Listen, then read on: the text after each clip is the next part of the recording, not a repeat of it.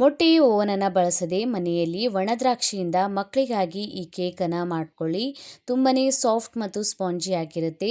ಸುಲಭವಾಗಿ ಮನೆಯಲ್ಲಿ ಮಾಡ್ಕೊಳ್ಬಹುದು. ಹಾಯ್ ನಮಸ್ಕಾರ ಎಲ್ಲರಿಗೂ, ವೆಲ್ಕಮ್ ಟು ಮೈ ಚಾನಲನ್ನು ಯಾರು ಹೊಸದಾಗಿ ನೋಡ್ತಾ ಇದ್ದೀರಾ, ಚಾನಲನ್ನು ಸಬ್ಸ್ಕ್ರೈಬ್ ಮಾಡ್ಕೊಳ್ಳಿ, ಬೆಲ್ ಐಕನನ್ನು ಪ್ರೆಸ್ ಮಾಡ್ಕೊಳ್ಳಿ.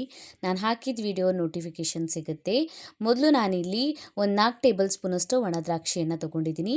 ದ್ರಾಕ್ಷಿಯನ್ನು ಇಲ್ಲಿ ನೀವು ಕಡಿಮೆ ಜಾಸ್ತಿ ನಿಮಗೆ ಇಷ್ಟ ಬಂದಂತೆ ಹಾಕ್ಕೊಳ್ಬಹುದು. ಈಗ ಇದನ್ನು ಸರಿಯಾಗಿ ಒಂದೆರಡು ಸಲ ವಾಶ್ ಮಾಡ್ಕೋತಾ ಇದ್ದೀನಿ. ವಾಶ್ ಮಾಡ್ಕೊಂಡ್ಬಿಟ್ಟು ಇದನ್ನು ಒಂದು 10 ನಿಮಿಷ ನೆನೆಯೋದಕ್ಕೆ ಬಿಡಬೇಕು. 10 ನಿಮಿಷ ಆಗಿದ್ಮೇಲೆ ಇದರೊಳಗಿನ ನೀರನ್ನು ತೆಕ್ಕೊಂಡ್ಬಿಟ್ಟು ಸ್ವಲ್ಪ ಒಣದ್ರಾಕ್ಷಿಯನ್ನು ನಾನು ಸೈಡಿಗೆ ತೆಕ್ಕೋತಾ ಇದ್ದೀನಿ. ಉಳಿದಿರುವಂತಹ ಒಣದ್ರಾಕ್ಷಿ ಒಳಗೆ ನಾನು ಮೈದಾ ಹಿಟ್ಟನ್ನು ಹಾಕ್ಕೊಂಡಿದ್ದೀನಿ. ಒಂದು ಅರ್ಧ ಟೇಬಲ್ ಸ್ಪೂನಷ್ಟು ಹಾಕ್ಕೊಂಡ್ಬಿಟ್ಟು ಸರಿಯಾಗಿ ಈ ರೀತಿ ಮಿಕ್ಸ್ ಮಾಡ್ಕೊಳ್ಬೇಕು. ಈ ರೀತಿ ಮಿಕ್ಸ್ ಮಾಡ್ಕೊಳ್ಳೋದ್ರಿಂದ ಒಂದಕ್ಕೊಂದು ದ್ರಾಕ್ಷಿಗಳು ಅಂಟ್ಕೊಳ್ಳಲ್ಲ ಮತ್ತು ಎಲ್ಲ ಕಡೆ ಸರಿಯಾಗಿ ಕೇಕ್ ಒಳಗೆ ಸ್ಪ್ರೆಡ್ ಆಗುತ್ತೆ. ಅರ್ಧ ಕಪ್ಪಷ್ಟು ಉಗುರು ಬೆಚ್ಚಗಿರುವಂಥ ಹಾಲನ್ನು ತೊಗೊಂಡಿದ್ದೀನಿ. 1 ಟೀ ಸ್ಪೂನಷ್ಟು ವಿನೆಗರನ್ನು ಹಾಕ್ಕೊಂಡಿದ್ದೀನಿ. ಸರಿಯಾಗಿ ಇದನ್ನು ಮಿಕ್ಸ್ ಮಾಡ್ಕೊಳ್ಳಿ. ಇದನ್ನು ಮಿಕ್ಸ್ ಮಾಡ್ಕೊಂಡ್ಬಿಟ್ಟು 10 ನಿಮಿಷ ಸೈಡಿಗೆ ಇಟ್ಕೊಳ್ಬೇಕು. ಹಾಲು ಜಾಸ್ತಿ ಬಿಸಿ ಇರಬಾರ್ದು, ಸ್ವಲ್ಪ ಉಗುರು ಬೆಚ್ಚಗಿದ್ರೆ ಸಾಕು. 10 ನಿಮಿಷ ಆಗಿದ್ಮೇಲೆ ನೋಡಿ, ಈ ಥರ ಹಾಲು ಒಡೆದೋಗಿರೋ ಥರ ಟೆಕ್ಸ್ಚರ್ನಲ್ಲಿ ರೆಡಿ ಆಗುತ್ತೆ. ಇದಕ್ಕೆ 1/3 ಕಪ್ಪಷ್ಟು ಎಣ್ಣೆಯನ್ನು ಹಾಕ್ಕೊಂಡಿದ್ದೀನಿ. 1-2 ಟೇಬಲ್ ಸ್ಪೂನಷ್ಟು ಮೊಸರನ್ನು ಹಾಕ್ಕೊಂಡ್ಬಿಟ್ಟು ಇದನ್ನು ಸರಿಯಾಗಿ ಮಿಕ್ಸ್ ಮಾಡ್ಕೊಂಡಿದ್ದೀನಿ.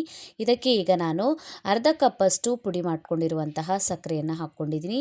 ಸರಿಯಾಗಿ ಸಕ್ಕರೆ ಮೆಲ್ಟ್ ಆಗೋವರೆಗೂ ಮಿಕ್ಸ್ ಮಾಡ್ಕೊಳ್ಬೇಕು. ಇದಕ್ಕೆ ನಾನು 1 ಟೇಬಲ್ ಸ್ಪೂನಷ್ಟು ವೆನಿಲಾ ಎಸೆನ್ಸನ್ನು ಹಾಕ್ಕೊಂಡಿದ್ದೀನಿ. ಹಾಕ್ಕೊಂಡ್ಬಿಟ್ಟು ಲಿಕ್ವಿಡನ್ನು ಎಲ್ಲ ಸರಿಯಾಗಿ ಮಿಕ್ಸ್ ಮಾಡ್ಕೊಳ್ಳಿ. ಈಗ ಹಿಟ್ಟನ್ನು ಹಾಕ್ಕೊಳ್ಬೇಕು. ಈ ಥರ ಒಂದು ಸ್ಟ್ರೈನರನ್ನು ಇಟ್ಕೊಂಡ್ಬಿಟ್ಟು ಸ್ಟ್ರೈನ್ ಮಾಡ್ಕೊಳ್ಳಿ ಹಿಟ್ಟನ್ನು. 2 ಕಪ್ ಅಷ್ಟು ಮೈದಾ ಹಿಟ್ಟನ್ನು ತೊಗೊಂಡಿದ್ದೀನಿ. ನೀವು ಮೈದಾ ಹಿಟ್ಟಿನ ಬದಲಿಗೆ ಗೋಧಿ ಹಿಟ್ಟನ್ನು ಯೂಸ್ ಮಾಡ್ಕೊಳ್ಬೋದು. 1 ಟೀ ಸ್ಪೂನಷ್ಟು ನಾನಿಲ್ಲಿ ಬೇಕಿಂಗ್ ಪೌಡ್ರನ್ನ ಹಾಕ್ಕೊಂಡಿದ್ದೀನಿ. 1/2 ಟೀ ಸ್ಪೂನಷ್ಟು ಬೇಕಿಂಗ್ ಸೋಡಾನ ಹಾಕ್ಕೊಂಡಿದ್ದೀನಿ. ಸರಿಯಾಗಿ ಇದನ್ನು ಸ್ಟ್ರೈನ್ ಮಾಡ್ಕೊಳ್ಳಿ.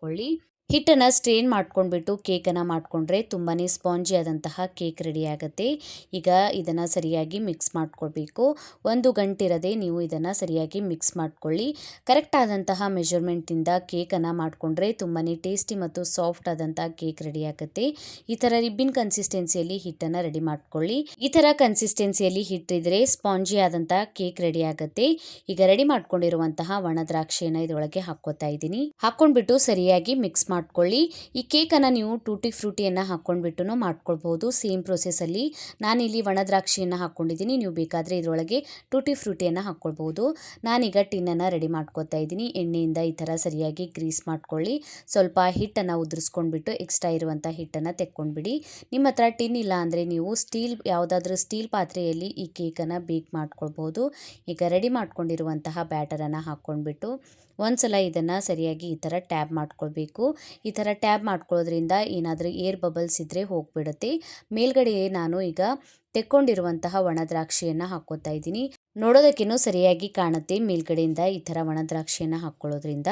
ಈಗ ಟಿನ್ ರೆಡಿಯಾಗಿದೆ. ನಾನು ಒಂದು ಪ್ಯಾನನ್ನು ಬಿಸಿ ಮಾಡೋದಕ್ಕೆ ಇಟ್ಟಿದ್ದೀನಿ. ಈ ಪ್ಯಾನ್ ಒಳಗೆ ನಾನು ಕೆಳಗಡೆ ಏನೂ ಹಾಕ್ಕೊಂಡಿಲ್ಲ. ನೀವು ಬೇಕಾದರೆ ಉಪ್ಪನ್ನು ಹಾಕ್ಕೊಳ್ಬೋದು. ಉಪ್ಪನ್ನು ಹಾಕ್ಕೊಂಡ್ಬಿಟ್ಟು ಒಂದು 5 ನಿಮಿಷ ಪ್ರೀ ಹೀಟ್ ಮಾಡ್ಕೊಳ್ಳಿ. ಈ ಥರ ಒಂದು ಸ್ಟ್ಯಾಂಡನ್ನು ಇಟ್ಕೊಳ್ತಾ ಇದ್ದೀನಿ. ಸ್ಟ್ಯಾಂಡನ್ನು ಇಟ್ಕೊಳ್ಳೋದ್ರಿಂದ ನಮಗೆ ಟಿನ್ ಇಡೋದಕ್ಕೆ ಹೆಲ್ಪ್ ಆಗುತ್ತೆ. ನಿಮ್ಮ ಹತ್ರ ಸ್ಟ್ಯಾಂಡ್ ಇಲ್ಲ ಅಂದರೆ ನೀವು ಯಾವುದಾದ್ರೂ ಗ್ಲಾಸ್ ಅಥವಾ ಕಪ್ಪನ್ನು ಕೆಳಗಡೆ ಸಪೋರ್ಟ್ಗಾಗಿ ಇಟ್ಕೊಳ್ಬೋದು. 5 ನಿಮಿಷ ಆಗಿದ್ಮೇಲೆ ಈಗ ನಾನು ಟಿನ್ನನ್ನು ಇಟ್ಕೋತಾ ಇದ್ದೀನಿ. ನಿಧಾನವಾಗಿ ಇಟ್ಕೊಳ್ಳಿ. ಪ್ಯಾನ್ ತುಂಬ ಬಿಸಿ ಇರುತ್ತೆ. ಈಗ ಇದ್ರ ಮೇಲೆ ಮುಚ್ಚಳನ ಮುಚ್ಕೊಂಡ್ಬಿಟ್ಟು ನಾವು 30ರಿಂದ 35 ನಿಮಿಷದವರೆಗೂ ಮೇಲ್ಗಡೆ ಮುಚ್ಚಳ ತೆಗೆದೇ ಇದನ್ನು ಬೇಯಿಸ್ಕೊಳ್ಬೇಕು. ಮೀಡಿಯಮ್ ಫ್ಲೇಮ್ನಲ್ಲಿ ಬೇಯಿಸ್ಕೊಂಡ್ಬಿಟ್ಟು ಒಂದು 30 ನಿಮಿಷ ಆಗಿದ್ಮೇಲೆ ನೀವು ಒಂದ್ಸಲ ಚೆಕ್ ಮಾಡ್ಕೊಳ್ಬೋದು. ಈಗ ನಾನು ಚೆಕ್ ಮಾಡಿ ನೋಡ್ತಾ ಇದ್ದೀನಿ. ಈ ಥರ ಒಂದು ಚಾಕುವಿನಿಂದ ಚುಚ್ಚಿ ನೋಡಿದಾಗ ಕ್ಲೀನಾಗಿ ಬರಬೇಕು. ಹೀಟ್ ಏನಾದರೂ ಹತ್ಕೋತಾ ಇದೆ ಅಂದರೆ ಇನ್ನೊಂದು ಸ್ವಲ್ಪ ಮುಚ್ಚಳನ ಮುಚ್ಚಿ ಕೇಕನ್ನು ಬೇಕ್ ಮಾಡ್ಕೊಳ್ಳಿ. ಈಗ ಕೇಕ್ ರೆಡಿಯಾಗಿದೆ. ನಾನು ತೆಕ್ಕೋತಾ ಇದ್ದೀನಿ. ತೆಕ್ಕೊಂಡ್ಬಿಟ್ಟು ಇದನ್ನು ತಣ್ಣಗಾಗಿದ್ಮೇಲೆ ಡಿಮೋಲ್ಡ್ ಮಾಡ್ಕೊಳ್ಬೇಕು. ಬಿಸಿದ್ದಾಗ ತೆಕ್ಕೊಂಡ್ರೆ ಕೇಕ್ ಮುರಿದೋಗ್ಬಿಡುತ್ತೆ. ಅದಕ್ಕಾಗಿ ಸ್ವಲ್ಪ ತಣ್ಣಗಾಗಿದ್ಮೇಲೆ ಕೇಕನ್ನು ತೆಕ್ಕೊಳ್ಳಿ. ಈ ಥರ ಸೈಡ್ಸನ್ನು ಬಿಚ್ಕೊಂಡ್ಬಿಟ್ಟು ಈ ಕೇಕನ್ನು ಡಿಮೋಲ್ಡ್ ಮಾಡ್ಕೋತಾ ಇದ್ದೀನಿ. ಬಟರ್ ಪೇಪರ್ ಏನೂ ಹಾಕ್ಕೊಂಡಿಲ್ಲ, ಆದರೂ ಕೂಡ ತುಂಬ ಸುಲಭವಾಗಿ ಬಂದುಬಿಡುತ್ತೆ. ಟಿನ್ನನ್ನು ಸರಿಯಾಗಿ ಗ್ರೀಸ್ ಮಾಡಿಕೊಂಡ್ರೆ ತುಂಬಾ ಸ್ಪಾಂಜಿ ಆದಂತಹ ಕೇಕ್ ರೆಡಿಯಾಗಿದೆ. ಕಲರ್ ಕೂಡ ತುಂಬ ಚೆನ್ನಾಗಿ ಬಂದಿದೆ ಕೇಕ್ಗೆ, ನೀವು ನೋಡ್ಬೋದು. ಈಗ ಇದನ್ನು ಕಟ್ ಮಾಡಿ ತೋರಿಸ್ತಾ ಇದ್ದೀನಿ. ತುಂಬಾ ಸಾಫ್ಟ್ ಮತ್ತು ಸ್ಪಾಂಜಿ ಆದಂತಹ ಈ ಕೇಕನ್ನು ನೀವು ಮನೆಯಲ್ಲಿ ಸುಲಭವಾಗಿ ಈ ಮೆಜರ್ಮೆಂಟನ್ನು ಫಾಲೋ ಮಾಡಿಕೊಂಡ್ರೆ ಸುಲಭವಾದಂತಹ ಕೇಕನ್ನು ಮನೆಯಲ್ಲಿ ರೆಡಿ ಮಾಡ್ಕೊಳ್ಬೋದು. ತುಂಬಾ ಸ್ಪಾಂಜಿಯಾಗಿ ಬಂದಿತ್ತು. ಒಂದ್ಸಲ ಮನೆಯಲ್ಲಿ ನೀವು ಟ್ರೈ ಮಾಡಿ ನೋಡಿ. ಕಮೆಂಟ್ ಒಳಗೆ ತಿಳಿಸಿ ವಿಡಿಯೋ ಹೇಗೆ ಅನ್ನಿಸ್ತಂತ. ವಿಡಿಯೋ ಇಷ್ಟ ಆಗಿತ್ತಂದರೆ ವಿಡಿಯೋಗೊಂದು ಲೈಕ್ ಮಾಡಿ, ಫ್ಯಾಮಿಲಿ ಮತ್ತು ಫ್ರೆಂಡ್ಸ್ ಜೊತೆ ಶೇರ್ ಮಾಡ್ಕೊಳ್ಳಿ. ಇದೇ ರೀತಿಯ ವೀಡಿಯೋಸನ್ನು ನೋಡೋಕೆ ಚಾನಲನ್ನು ಸಬ್ಸ್ಕ್ರೈಬ್ ಮಾಡ್ಕೊಳ್ಳಿ, ಬೆಲ್ ಐಕನನ್ನು ಪ್ರೆಸ್ ಮಾಡ್ಕೊಳ್ಳಿ. ನಾನು ಹಾಕಿದ ವೀಡಿಯೋಸ್ ನೋಟಿಫಿಕೇಷನ್ ಸಿಗುತ್ತೆ ನಿಮಗೆ.